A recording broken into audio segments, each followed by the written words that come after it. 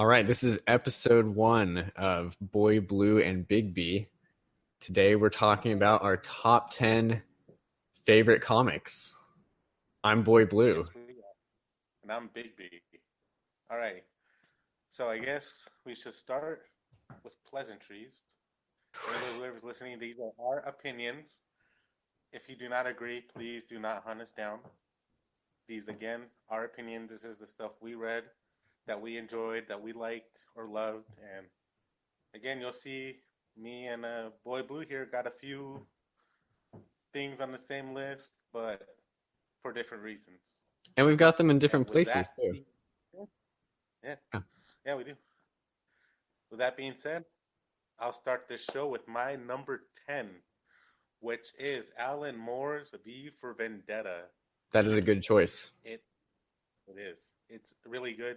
If you haven't read it, anything by Alan Moore is really good, but V for Vendetta is number 10 because I like the whole mystery behind the man behind the mask.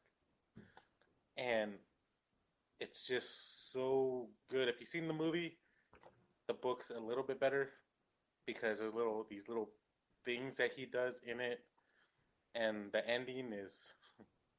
I like the ending in the book better than the movie because I don't want to ruin it. It's like passing down the torch, I guess, the mantle. All in all, it's just really, really, really good. If you haven't read it, check it out now. I agree. It doesn't quite make my top 10, but it's a good one. It's definitely pretty dense. I would say it's kind of up there with Watchmen in terms of density. Yeah. But that could just be Alan Moore's writing. My drawback, honestly, and I've only read through it once, I wasn't in love with the art. And I know that's probably... That's like a slap in my face right Yeah. now. Is it? Are you a fan of the art in that? I am. Yeah. I love the art. I'm like, this is like to me when I first read it, I was like, the art is really, really super cool. I like the detail they put on the mask and his hair and his hat, and I was like, oh my god, this is so awesome. And yet, I guess, and then I don't know who the artist is. I know it's not Dave Gibbon. He does Watchmen, but whoever the artist is, and if you're watching it, you did a good job. I liked it. It's David Lloyd. David Lloyd. David Lloyd. Oh, hey, yeah, David Lloyd, good artist. Good artist, man. Yeah, there you go. I liked it. Yep. Shout out to David Lloyd. All right, my number 10 is Seven Soldiers of Victory by Grant Morrison. And then art is by a few people, J.H. Williams III, Simone Bianchi, Cameron Stewart, Ryan Sook, and Fraser Irving. Probably mispronounced all of those. Yeah, they'll probably take you down. But Seven Soldiers of Victory is great. I would say on the scale of how bizarre it is for Grant Morrison, it's on the less bizarre, so pretty accessible. You just have to pay attention during it. But Seven Soldiers of Victory it's strange. So there's Seven Soldiers of Victory number 0 and Seven Soldiers of Victory number 1. And then between that, you have to read 7 different 4-issue miniseries that follow the Seven Soldiers. So you'd read Seven Soldiers of Victory number 0, all the miniseries, and then number 1. So it's a total of 30 issues. Luckily, the trade paperbacks, there's 2 trade paperbacks that divide in half, and it's in reading order. The premise is that there's like these, they're basically like fairies. I forget what they're called, but they're these like evil alien fairy type things. And there's a prophecy that 7 soldiers will defeat them. So every time there is a group of 7 heroes, these beings always destroy them. So this time round, this greater force, they make sure that the 7 soldiers never actually interact with each other. So the all the mini series, they follow one of the soldiers, and you can kind of see where one ends and the other one picks up, but they're never in the same room. There's only one instance where two of the seven soldiers actually talk to each other, but it all comes together. So check it out. Try to think of all the seven soldiers. They're kind of they're either rarely used characters or kind of Grant Morrison's creations. There's Mr. Miracle, probably most famous. Zatanna is famous. Frankenstein, personal favorite. Frankenstein's monster. Witch Boy, don't know anything about Witch Boy. Manhattan Guardian, that's five. Who am I missing? Oh, Bulleteer. I really liked Bulleteer. Bulleteer was good. And now, this is why I should have written down all of the soldiers. I'm missing one. It's going to drive me crazy, but there's seven of them. I'll think of it, 2 hours later. Yeah, or in the middle of our list, like, oh, that's the seventh soldier right there. I know, I'm trying to see if I can. Oh, I always forget. The Shining Knight. That's it. Shining Knight. All seven. Yeah, but it is a great series. I at first did not enjoy it whatsoever, and now here I am. It's on my top 10. When you started it, you weren't a fan of it until you started picking up later? Yeah, so I really like the first issue, like the kind of prologue issue. And then I think one of the first, I think the first mini series you read, because like I said, they'll put it in the correct reading order, but Shining Knight #1, it just like throws you in. So eventually you understand what's going on, but it did take me a little bit to like figure out what was happening. But by the end, by like around the second or third issue of Shining Knight and like Zatanna, I was pretty hooked. So also Zatanna's a cool character. Yeah, she is. Yeah. She's like my favorite female character for DC. Oh, high praise. See, you should read Seven Soldiers of Victory. Thinking about it, or just her section. The rest of them, like, or even Frankenstein too. But the rest of them, like, In theory, you really could do that. I mean, it would be like a little jarring, but like each mini series has enough going on. But I mean, it's only 4 issues. Like if you only read the Zatanna stuff, it's only 4 issues. So I recommend it. Number 9 is Planet Hulk.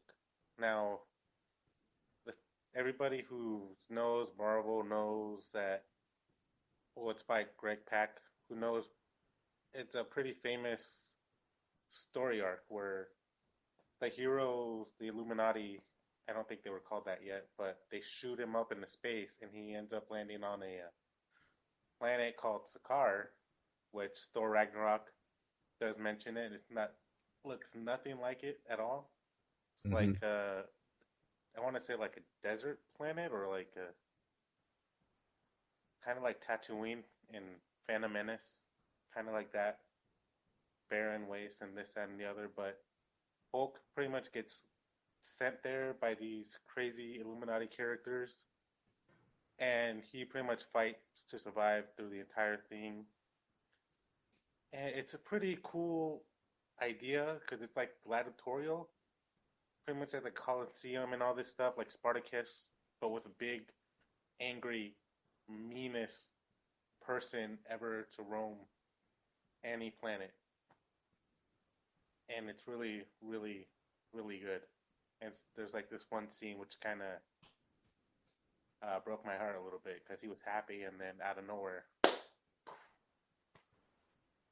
and it really pisses him off. But yeah, and then it leads off to an even greater story, which is awesome. Yeah, I agree. First of all, I think it's like it's a really good story, especially for like I feel like the reasoning was they needed Hulk like not around so they could do the Civil War story, because they're like, oh, Hulk would just wreck everything, so we need a story to make him like not here. And it's pretty messed up that the Illuminati just like fires them to another planet. Yeah, Um, they trick them into it too. yeah, but the thing is, like, if you watch Ragnarok, it's all like happy-go-lucky and like Sakar's like Mhm. super fun, and it is not. In Planet Hulk, Yeah, that's a depressing story. I was actually it is. pretty surprised at like the places it goes. There's like, slavery, and I don't know. It's a very good story. I dig it. It is. It really is, and I enjoy it. Yeah, it gives Boy Blue thumb of approval. Yeah, and I have no idea who the artist is because I didn't look it up. But the art, I mean, that's some of the best Hulk art I can think of. Yeah, yeah, I agree. Like, if they use that artist more for all the other Hulk stuff, I probably would have three bookshelves full of Hulk, just Hulk. But sadly, he did not, which is also good because I also need my bookshelf for like Punisher stuff. I also think Planet Hulk is good because you can read it without like any knowledge of Hulk, really. Yeah, I mean, it's pretty standalone. or you don't got to really like get thrown in with other superheroes Yeah, conflicts and whatnot. yeah. It's just Hulk doing work on another planet. I like it. Hulk being Hulk. Alrighty. So my number 9 is Vagabond by Takahiko Unui. I'm definitely saying that wrong, but Yeah, definitely. I mean, most definitely. I have only read the first 7 3-in-1 volumes, but it is already on my top favorite or top 10. Um, it is ongoing. The art is amazing. I just realized I'm talking a lot about art. Apparently, art is my thing. I didn't Is realize your this. go-to thing? Yeah. So the art is amazing. Probably the best art I've seen in a manga personally. And it follows a rogue samurai named Musashi who wants to become invincible under the sun. And that's all you need to know. It is really great. Lots of good Now this, characters. uh, if so, most of you won't know this, but it's based on a real person, Oh yeah, that's true. Yeah, it's based like on a so real Musashi. samurai. Yeah, he was Miyamoto Musashi was a real person. He actually wrote a book that I guess is like a military strategy book called A Book of Five Rings that I think is still read in Japan. So he is a real person. So that's pretty cool. Yeah, and I well, the art was beautiful. Like I can't even say that about most paintings and stuff that are out, but this art is really the most stunning thing you'll ever see.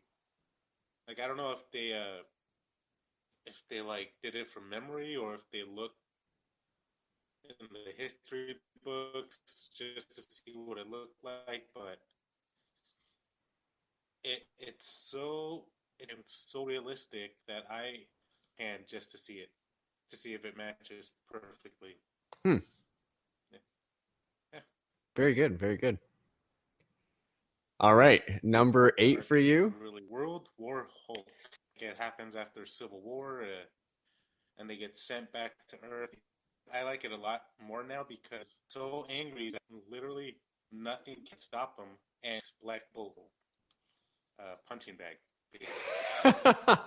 He's like the first person he encounters, and he just like demolishes. Shows you how angry and how powerful he is.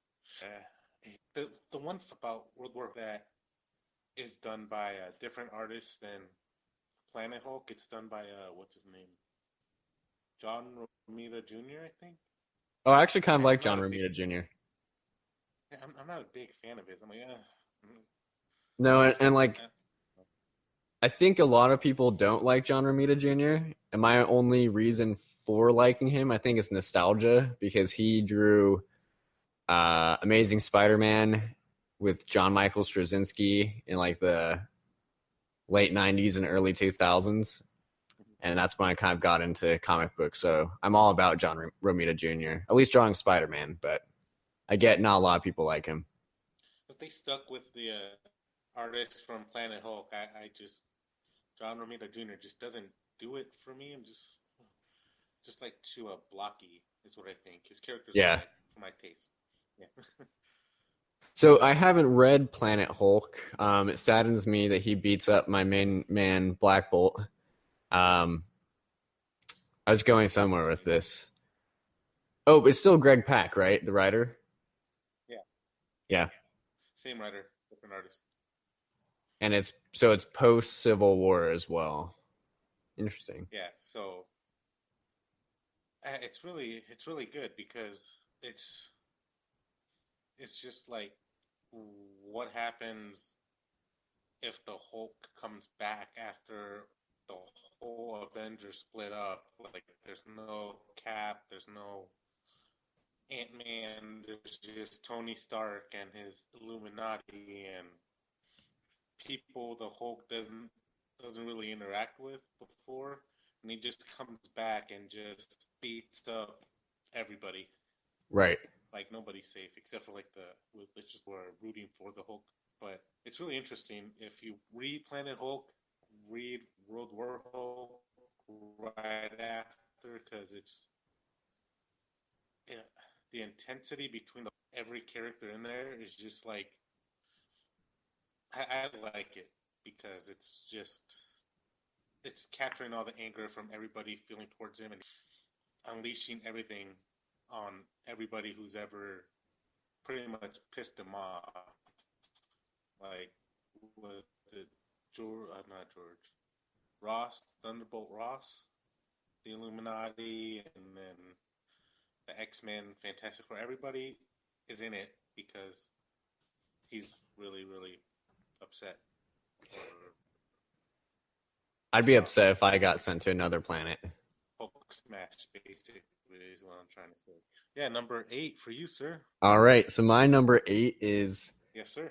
The Sheriff of Babylon by Tom King and Mitch Gerrits.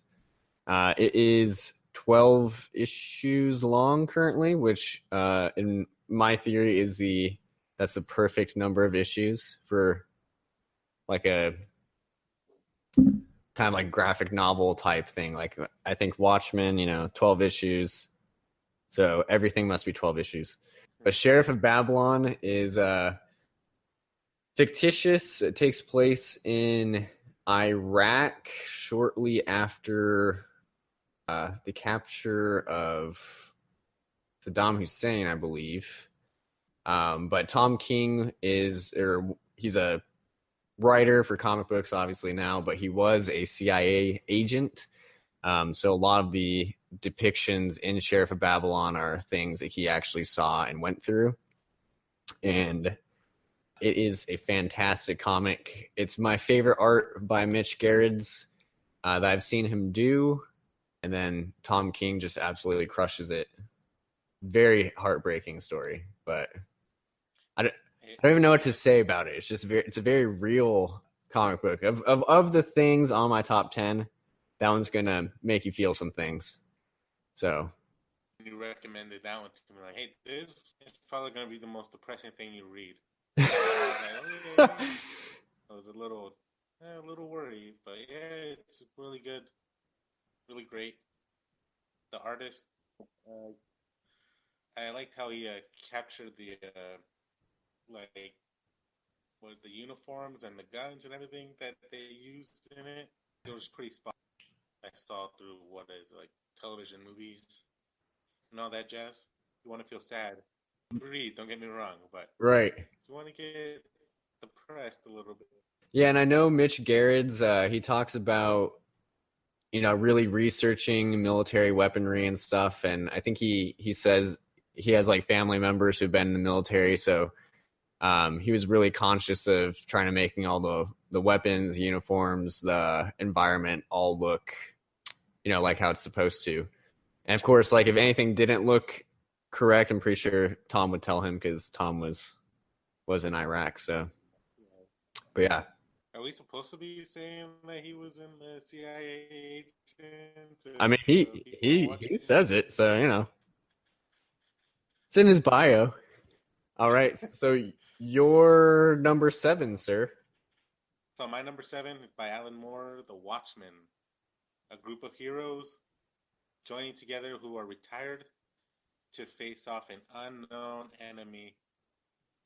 Because I don't want to spoil it for him, but if y'all go and pick it up, it's a great read. The plot and the story, it works so well with each other that it's, to me, it's a perfect novel by Alan. That's as perfect as you can get. Yeah, I agree. So Watchmen, we'll kill two birds with one stone here. Watchmen is my number 1 pick. I will defend it to the ends of the earth. I think the art is perfect. Dave Gibbons' art. Every time I look at it, I'm like, I kind of wish everyone just drew like Dave Gibbons. I mean, it's perfect to me. The 12 panel grid he uses for each issue, entire graphic novel, I think that's amazing. That's a 12 panel grid for everything. And just something about the storytelling. I mean, Alan Moore, I always think about the chapter that follows Dr. Manhattan and how there's all this, symbolism with the watch that he's wearing. And, kind of you see Dr. Manhattan kind of in different times of his life. It's just, you can't get any better. And the ending is, I mean, this is another one that's super depressing. So apparently I like the depressing stuff. But if you haven't read Watchmen, like, you have to read Watchmen. I think I've heard people say, like, oh, you have to read Watchmen after you've read, like, a lot of other stuff because it's, taking apart the superhero genre. And I say, nah, just read it. Yeah, I agree with you. Yeah, don't listen to people. Yeah, just read it and like it. I mean, I will say it's Yeah. bleak and violent and depressing, but just some of like the best writing I've ever read. I mean, it's good stuff. I think that's why I like Watchmen. There's a lot of moral gray area. Everyone has a motivation for what they do, and you can kind of see why they would do it. So, Yeah. A plus, my favorite. All right. So my number 7, I already forgot. I have to look. Oh, it's Hawkeye by Matt Fraction and David Aja for the most part. This was actually one you recommended to me, and I it did. is my number 7. It is excellent. I don't know what it is about Matt Fraction's writing here, but it's funny. It's dark. At the end, it kind of gets uplifting, but there's something about the relationship he creates between Clint Barton, Hawkeye, and Kate Bishop, the this younger Hawkeye. That's really great. And David Aja's art, I didn't, I don't know why I like it so much, but it fits the tone of Fraction's writing so well. I don't know. I don't have much to say about it. I think it's a really easy series to jump into. Like if you've never read a comic book, I would say read Matt Fraction's Hawkeye. It's super easy to read and not you don't need to know anything to read it. Yeah, it's I loved it too. I mean, it's the art. It looks simple. I think that's what it is. It's well, there's no purple mask. There's no full jumpsuit or skirt and whatnot. It's just an everyday kind of guy doing everyday kind of superhero stuff. And yeah, a lot of people make fun of him, like, oh, he's the worst Avenger. Like, yeah, he's the everyday kind of hero Avenger. You know what I mean? Like, he's no superpowers. He's just like shooting arrows, no armor, just running around. Yeah.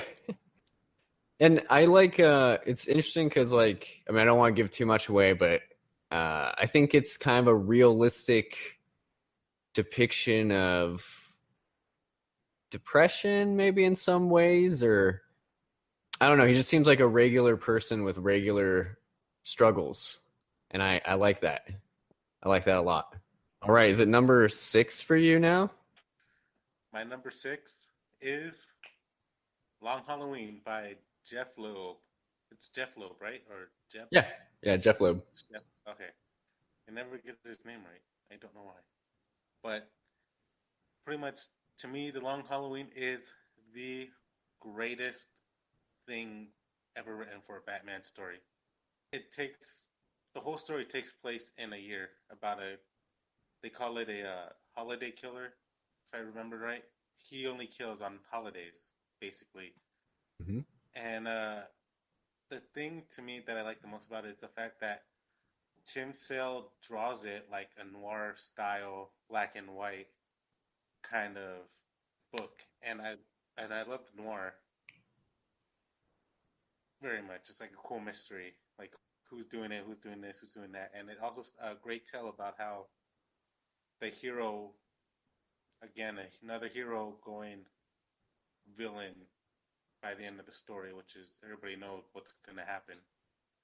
And yeah, it's to me it does justice to Batman's detective skills a little bit than him. What is it? Relying so much on his gadgets, because a bunch of his stories are like the Batmobile, all his little his belt, and all his toys that he throws around.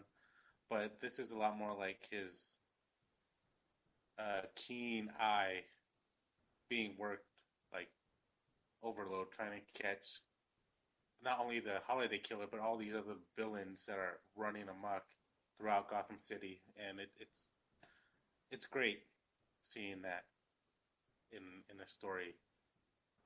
Yeah, I agree. It's very much kind of a more realistic take on Batman. He's solving a murder mystery, like a serial killer type mystery.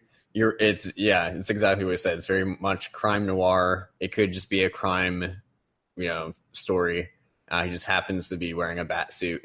It's very different than like, Scott Snyder Batman, where he's basically invincible and can do anything. It Yeah, seems it's much more grounded. a man, actually, not like a man god, just a man in a suit, just Yeah, running around. exactly. Right. Yeah, he's not the Grant Morrison Bat God. Yeah, He's a normal Batman. person. And I also like it as like a kind of a sequel to Year One.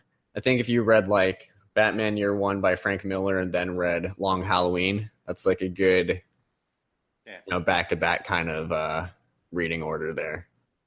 and then follow up. It's basically well, you put it like that's like a trilogy. Year one, Long Halloween, and then Dark Victory right after Right. that one. Like all Yeah. tied together. And Tim Sale's art is very good. It'd been a while because I just reread it not too long ago. It'd been a while since I read it, and I was like, I forgot I liked Tim Sale's art quite a bit. I mean, it's definitely a different style, but it's gritty. It works for the The story story. and Yeah, yeah, and Batman kind of looks like a bat a little more when yeah, he he long, does. long He's pointy got the ears and really long ears. yeah, and it's like really cool. Alrighty, and what's your number six, sir? My number six is, I think, also on your list. It is Saga by Brian K. Vaughan and Fiona Staples. Saga, I think, aside from like Walking Dead, I feel like it's probably like the most popular, well known Image comic. I also think it's often a comic book people who maybe not don't usually read comics check out Saga. Like if there was a comic, to like give somebody, it's a good Yeah, choice. to Len. Yeah, But Saga is about two parents who are both, from other planets. I can't remember their. One's a moon of the other planet. I can't remember. yeah, they call it Moonies and what is it? Is it horns? Yeah, but Hornbies? basically they're not allowed to. Their people are at war.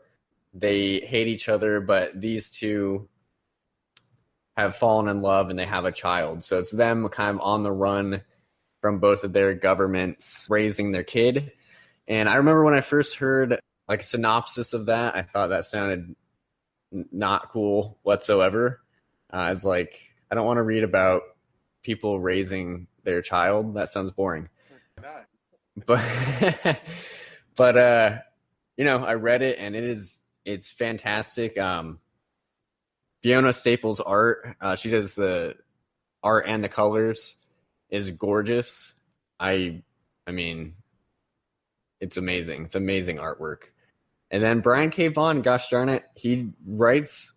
I think he's secretly one of my favorite writers. I don't know if I say that he is, but I mean, he's written Why the Last Man, which is fantastic. He's writing Paper Girls. I also like that, and Saga. And I think he's such a strong writer because he just writes dialogue incredibly well. Like everything every character says, you're like, oh yeah, I can hear someone saying that. It makes it, it seems real. A lot of we'll get to this person eventually, but Jonathan Hickman is another favorite writer of mine, and his writing is not like how people talk. It's amazing how I mean, it's great, but not how people talk. But Brian K. Vaughan captures like how people express themselves, and I don't know. It's a very, very good series.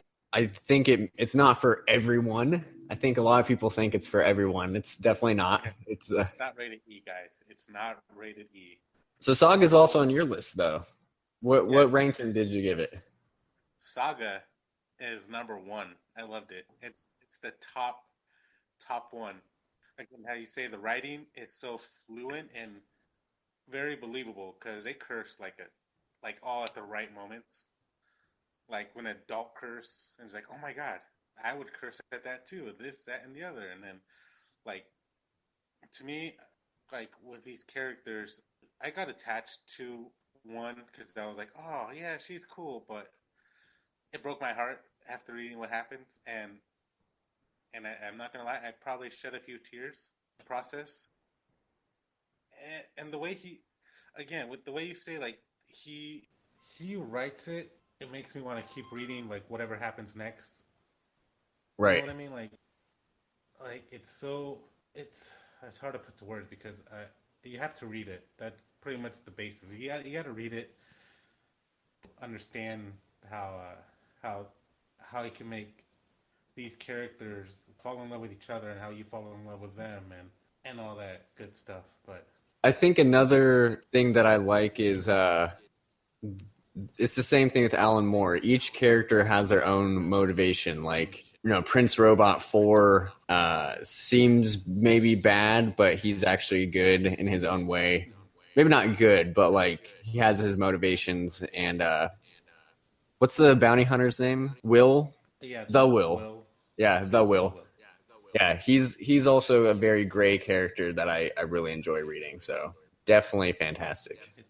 Yeah, it's really great. Check it out if you're old enough. If not, then don't read it. Yeah, if not, don't read it at all. Yeah, it's great though.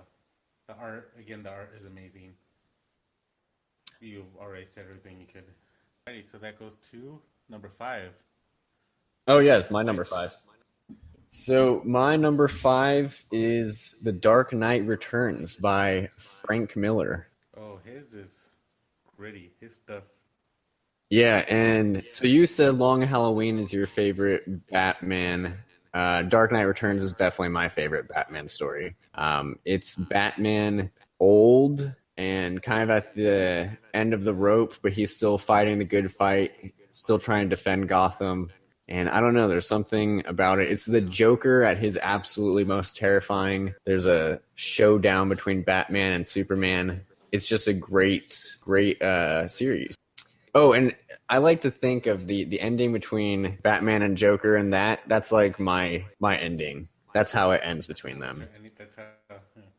Yeah, Yeah. yeah I could see that's the road they're gonna go in the future. I think that's another one you could read without much knowledge Yeah, of. It's pretty standalone. yeah. It is a good one to read, but it's again Frank Miller. Some of his stuff is just like so far out there and with like being graphic and disturbing and whatnot. And there's certain things I'm like, okay, tone it back a little, just a little bit, Frank. Don't get too angry. Just turn it back a little bit. Yeah, I think I know what you're referring to. in Dark Knight Returns at least. Joker does some pretty messed up stuff. Like, Yeah. ugh. But yeah, that's. I don't know if I have much more to say about it, except if you want to see like Batman, Superman fight for a valid reason, check out Dark Knight Yeah, Returns. and not one made up, Yeah, like for no reason. right. Martha. Yeah, no Martha this time. My number five is by the great Jim Starlin, and Oh, it's Marvel's one of Marvel's greatest storylines. It's called Infinity Gauntlet, and as you know, they made a motion picture based off it, loosely based off it, because there are some parts they took from Hickman verse, I guess you would want to call it, yeah, and I like the story how they got every single hero, well not every single, but a good chunk of heroes to go face off this big bad guy who is pretty much a god now, and by collecting what is like all the Infinity Stones, well in the book they're called gems, and he gets them all, and he's like, okay, I'm just gonna destroy half the universe, not because not because he wants to balance it, it's because he's trying to get the attention of a certain lady, and her name is Death. So, yes, Death is personified in this wacky Marvel universe, but it's great. It's a great read. It's great to see Thanos take on a good chunk of what's left of half the world. And the art is really good for a classic nostalgia feeling. If you really like the old school kind of, what is it, big pecs, biceps, and everybody going crazy on steroids kind of yeah. feel. Did that came out in like 1990, right? Something somewhere Yeah, around there. yeah. Definitely the steroided out decade. But yeah, I agree. It would have been interesting if they had done the personification of death in Infinity War. That would have been very interesting. Hmm. Yeah, it would have been really cool because I think that's a better reasoning than because he wants to balance the scales. Right. It shows him being like evil. Like he's pretty much evil to the core. Like he's not doing it out of the kindness of his heart. He's doing it because he's like, hey, girl, check this out. Snap, half is gone. Yeah, that just to me makes him feel like the biggest, baddest cat in the whole universe just by doing that. Fair enough. All right. So whatever number I'm on. You're on four. All right. So this my number four is another Tom King. It is Tom King with art by Gabriel Hernandez Walta. I believe I'm saying that correct. Yes. And that would be The Vision. And The Vision follows Vision in the Marvel Universe, the android or synthezoid, whatever he is, creating his own family of synthezoids and trying to live a human life. And it sounds super stupid, but it made me tear up. I don't know. I don't know what it is. I don't usually get that emotional, but Tom King got me. I've even reread it and I tear up. So I definitely recommend Vision. More Tom King depressing goodness. Lots of themes that you could go into about that, but I don't want to spoil anything. Yeah, I think I read that one. It sounds familiar. I know I read it. I think I just read book one, and it's really good. I do like the art, and it's an interesting concept. Him wanting a family, and he just creates it basically. I think he like I don't know. Did he did he just do it because that's how they did it to him? Like, oh, this is how you guys made me, so I'm just gonna do this to a family. Is that how he was? Well, I mean, so I think he does it because he's like lonely and heartbroken. So he like creates this family for himself, and he's so desperate to be human. He does that, but it is fantastic. Yeah, it's a great one, and I'm not a big fan of Vision, but that's actually one of the a good story, a good book. So if you really curious about this Android Avenger, check it out. Indeed. And I think Tom King does his best work when there's like a character that's not well known. Hmm. He makes them shine. He A C does, yeah. list to A list. All right, so are you on number Okay, so four? yes, my number four is another one that is well known by Marvel, written by Mark Miller. It's Civil War. Marvel Civil War. What it comes down to is pretty much everybody chooses a side between a Captain America or Iron Man about a what is it, superhero registration act, where you either show your identity or you become a criminal.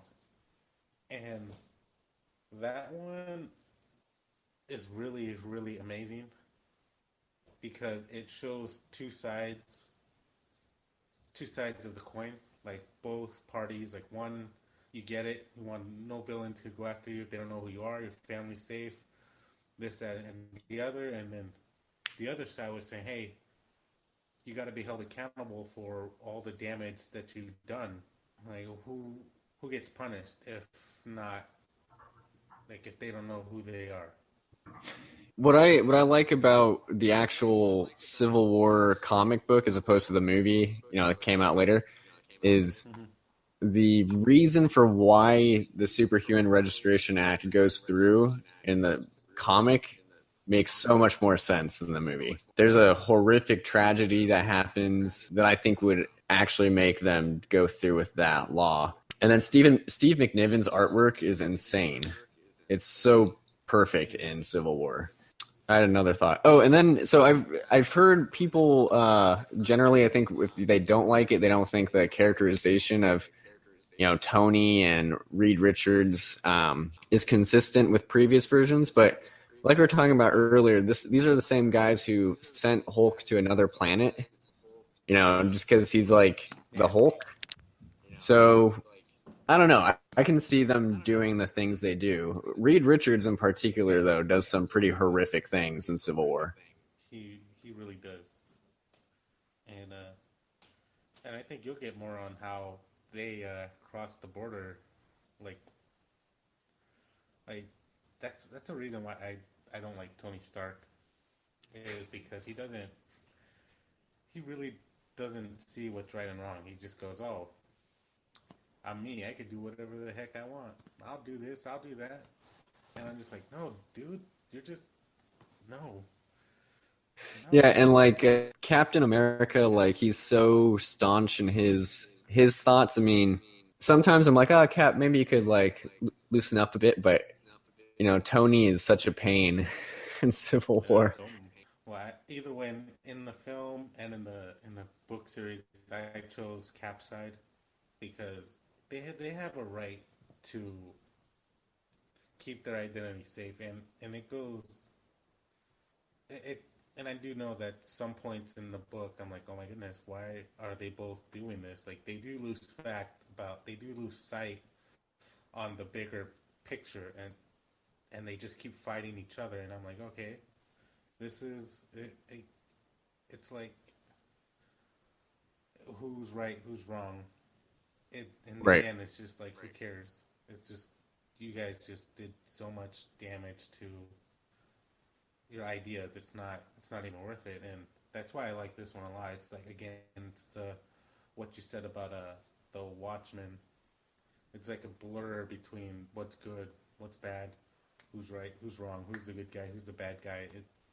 It gets to a point where it's just so interchangeable after this. That sums up my number four. Now All go right, with so yours. my number three is Full Metal Alchemist by Hiromu Arakawa. I can't pronounce the names. Is that how you pronounce it? Hiromu? Yeah. Arakawa. Yeah, I'll just say like Hiroru Arakawa. But Full Metal Alchemist is a great manga series. It's kind of a fantasy. I mean, they call it alchemy, but it's basically magic. But these two brothers, Edward and Alphonse, try to resurrect their mother using alchemy, but it goes terribly wrong. So one of them gets trapped in a suit of armor, and the other one loses his arm and leg. And the rest of the series is them trying to get their original bodies back. But there's a ton of other things that I can't go into because you're reading it right now. But Yeah. some of my favorite characters are in that series. Every character is amazing. They are. They're really funny. I like the comedy in it that pops in every now and again about his height and the Yeah. fact that him confused with his brother, and I think that's hilarious because in one of the volumes, even he refers it to himself, and he's like, "Why am I saying it?" And I'm like, you're a funny guy. Yeah, it's just a great series. The art is great. The writing is hilarious, heartbreaking at times. It's all over the place. It's great. But I can't say much because I'll spoil everything. Alrighty, so my number three is by my favorite character, or with my favorite character, the Punisher, written by probably the greatest person who could write the Punisher, Garth Ennis, and this one is Slavers, Mm. possibly one of the greatest Punisher stories ever written, and it's really great because it shows the Punisher going deeper and deeper into his anger and rage and losing himself to it as he's take on these pretty much slavers who kidnap women and use them for prostitution, and he gets so angry, and how far he goes is like it's too intense for uh, when I first read it. It was like really intense, and then I just can't believe he actually did that in one of the scenes. You have to read it to know what I'm talking about. Pretty much, it's like cutting his knife, reads Book of Anatomy. That's it. That's all I'll say. But it's just so brutal and amazing. And this is the Punisher as you can get. I just read that recently at your recommendation. I mean, he's so focused on destroying the slavers. It's very intense. Yeah, that's all we can say at the Yeah, moment. But for like really, if you're underage, do not read it until you're old enough. agreed. Alrighty, and what is your number two, sir? All right, my number two is Jonathan Hickman's Avengers and New Avengers, all of that. Lots of artists on that, Jerome Pena, Mike Deodato, all sorts of guys. But Jonathan Hickman is one of my favorite writers. I could have put, some other stuff on here like East of West instead, but I went with his Avengers. And what I like about it is it's so darn epic. He said so darn epic. It's so darn epic. I mean, there's the first half with the Avengers, there's this giant space war, impending doom. And then in the background, universes are colliding and everything is dying. Everything in existence is threatened. Just everything is up to here. It's crazy. It's crazy good. Crazy good. It's fun. Yeah, And what I also like is it's amazing. Hickman doesn't spend time introducing the characters. He just like goes. He's like, if you don't know who Captain America and Tony Stark are, then don't bother. Like, It's funny. There are some characters I didn't even know who they were, and he yeah. just like threw them in there. I'm like, who are these kids? And he's like, doesn't matter. Go. Yeah, he's like, don't care. Just understand this is what's happening right now. And he's just like throwing new characters I never seen or heard of before. And you recommended this to me. I did. I'm glad you did because it's really good. And the ending is perfect. I have a problem with judging endings pretty hard, but the ending of his run with Secret Wars is absolutely incredible. It's definitely my favorite long run. I mean, because how many issues are there? Like 40 issues of Avengers and New Avengers. So it's a lot. and I do like the ending because you have two characters, well, I guess like two sets of ongoing battles that just started from the beginning and they end like great. Like that's how you expect that this story with between these two characters ending. And you have to read it. I don't want to go too deep Yeah, into it because I don't want to spoil anything. but But yeah, yeah, it's a great read. it's so good. I might And reread it. if you haven't known yet, yeah, but you probably will. I believe it. Some of the characters that you kept mentioning because they pop up in Infinity Wars, and you kept saying, "Oh my God, there's that person, there's that person." When you first time you said that, I'm like, "Who?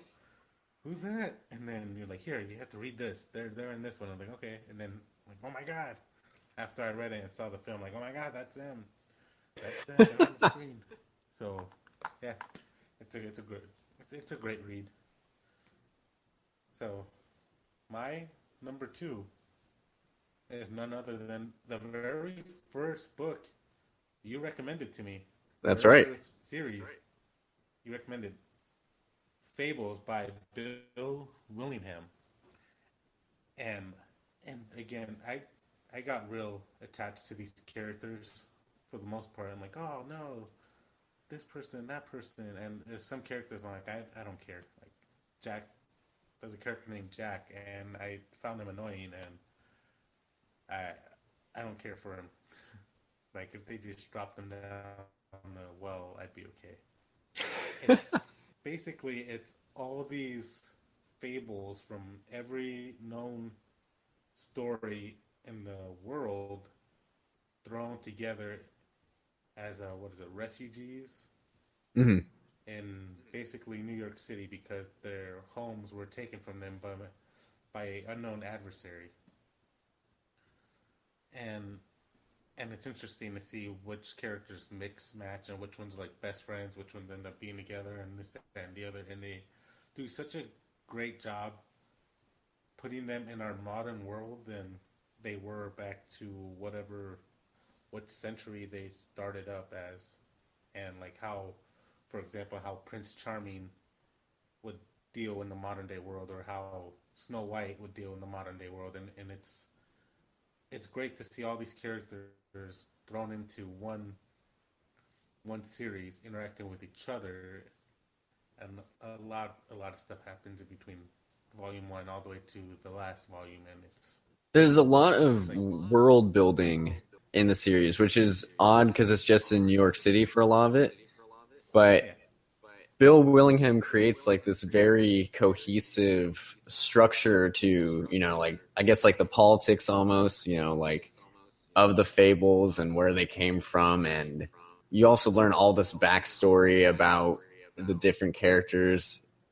It's an incredible series. I think the only reason it's not on my top 10 is like the last volume few two. issues just weren't quite there for me. Yeah, I could see it. Yeah. I know what you mean, but But the first like 13 or 11 or 12 volumes, whatever finishes up that main first arc is mhm, perfect. I mean, I wouldn't change a thing about it. yeah, it's just the stuff following afterwards. Just Yeah. like I see it, like just that one particular book where like you could skip it. I was like, I have to read it. Yeah. I regret it, but And then the but it's one still volume readable. Cubs in Toyland, that almost made me What? cry. That's a Cubs sad and one. Toilet? Yeah. Also, is it Mark Buckingham on most of the art? Yeah, yeah. Mark Buckingham for the most of the art. Yeah. Great art. Yeah, especially with the major fights. Yeah. Well, I guess that takes us through all of our top 10 because I already did Watchmen. You already did Saga. Oh, that's right. And I did talk because we both had it on our list. Yeah. So check these top. Well, we had two. So top 18. Check out these 18 great books between the two of us. They will not let you down. Yeah. Great art, great storytelling by great writers. Just hit up your local comic book store, library, Barnes and Noble, wherever. Check them out. I mean, you can't get kicked out from Barnes and Noble if you're reading it, right? Nah. Just try it out. Just Try it out, just man. read it. Just get a cup of Joe. Just sit there. Starbucks is next door. Just drink it. This wouldn't be a YouTube thing if I didn't say leave a comment and subscribe. Give us a like. That's All true. that stuff. Yeah, tell your friends. Pass it around. Until next time, crazy kiddos. All right. This is Bigby signing out, and Boy Blue. And if that doesn't make sense to you, read Fables. yep, that's right. Read Fables Exactly. All right. Thanks for watching or listening. or listening. Yeah, good point.